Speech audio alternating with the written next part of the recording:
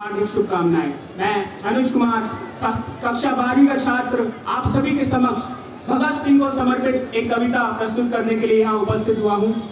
जरा कल्पना मात्र करके देखिए कि क्या मानसिकता रही होगी, क्या व्यक्तित्व रहा होगा उस 23 साल के नौजवान का जो स्वतंत्र भारत के सपने को साकार करने के लिए हंसते हंसते फांसी चढ़ गया। इसलिए जब भगत सिंह का वर्णन हो रहा हो तो खून में उबाल आना स्वाभाविक भी है और आवश्यकता भी, क्योंकि जिसके एक प्रतिम समर्पण से माता का मस्तक ऊंचा है, जिसके एक प्रतिम समर्पण से माता का मस्तक ऊंचा है, जिसका बलिदान याद कर कर नतमस्तक देश समूचा है, जिसकी गाथा से देशभक्ति का ज्वार प्रभावित होता है, जनमानस में भी राष्ट्रवाद का भाव समाहित होता है, जो सपने में भी भारत की सेवा का भाव पिरोता था, जो बचपन में भी खेतों में छिपकर बंदूकें बोता था, जो काल ब्याल के फन पर भी कान्हा बन करके नाचा था, जिसने उस ब्रिटिश हुकूमत के गालों पर चढ़ा तमाचा था।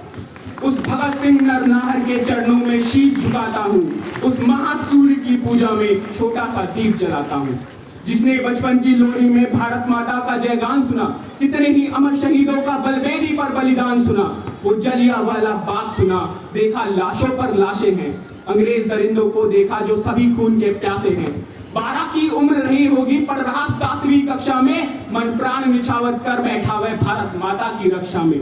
और उस दिन विद्यालय ना जा करके जलियांवाला बाग गया, वो हृदय विदारक दृश्य देख अंदर का पौरुष जाग गया। सोने से सनी हुई मिट्टी पर अग्र आंसुओं का देकर उसको मस्तक पर तिलक किया, मन में संकल्प कठिन लेकर मन के सागर में उठे ज्वार ने तन का भी अभिषेक किया। भारत माता की जय बोली, विकराल कठिन प्रण एक लिया कि मक्कार फिरंगी शासन से माता को मुक्त कराऊंगा और मुक्त कराने की खातिर हंसकर के प्राण गवाऊंगा। लाला की हत्या का बदला लेकर दिखला दिया था सत्ता को, लाहौर छोड़ फिर भगत सिंह अब निकल गए कलकत्ता को। राही जिसका जैसा होता विचार राही वैसे मिल जाते हैं, अपने जीवन की बगिया में वह पुष्प सज्ज से खिल जाते हैं। बटुकेश्वर जतिन दास जैसे भारत माता के पूत मिले, संयम बलिदान त्याग जैसी वह संपत्ति अभिभूत मिले। फिर असेंबली में घुस करके जब धाए धाए बम फोड़ा था, स्वतंत्र समर की पुस्तक में एक नवल प्रश्न तब जोड़ा था। जय भगत सिंह नारों से भारत गूंज उठा, हर बच्चा और वृद्ध मानव उनके चरणों को पूज उठा। खुद गिरफ्तार होकर बोले साम्राज्यवादियों सावधान, क्योंकि अस्तित्व मिटाने को अब जाग गया है हिंदुस्तान। फिर क्योंकि अस्तित्व मिटाने को अब जाग गया है हिंदुस्तान।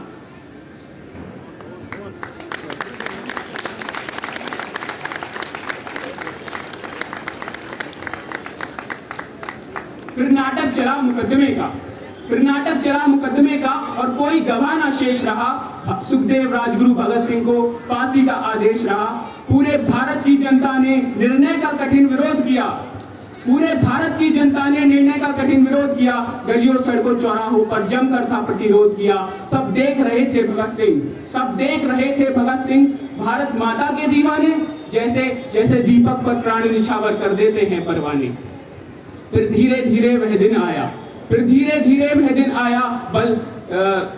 बलवेदी पर चढ़ जाने को, पूजा का थाल स्वयं बनकर तन का नववैध चढ़ाने को।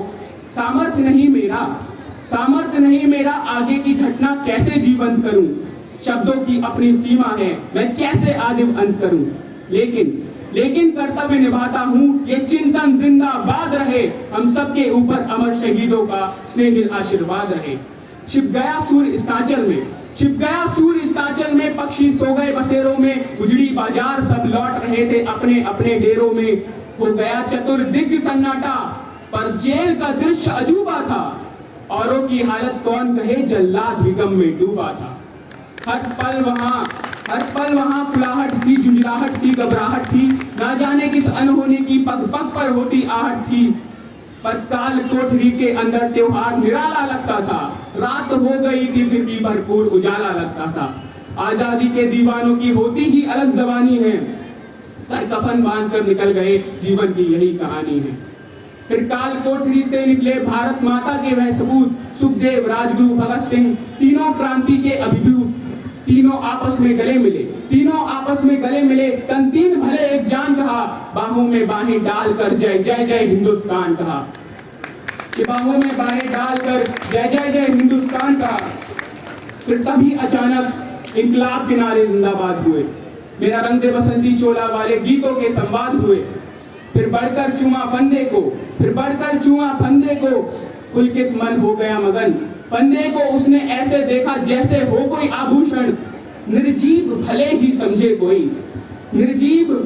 समझे कोई, वो राष्ट्र शक्ति को भाग गया। अंतर मन में मच गया द्वंद्व, फांसी का फंदा कांप गया। पर परिस्थिति के आगे नतमस्तक होकर उन्हें प्रणाम किया, मन ही मन उनके साहस को अभिवादन किया, सलाम किया।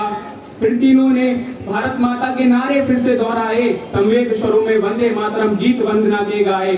फिर हंसते हंसते फांसी के फंदे को गर्दन में डाल लिया।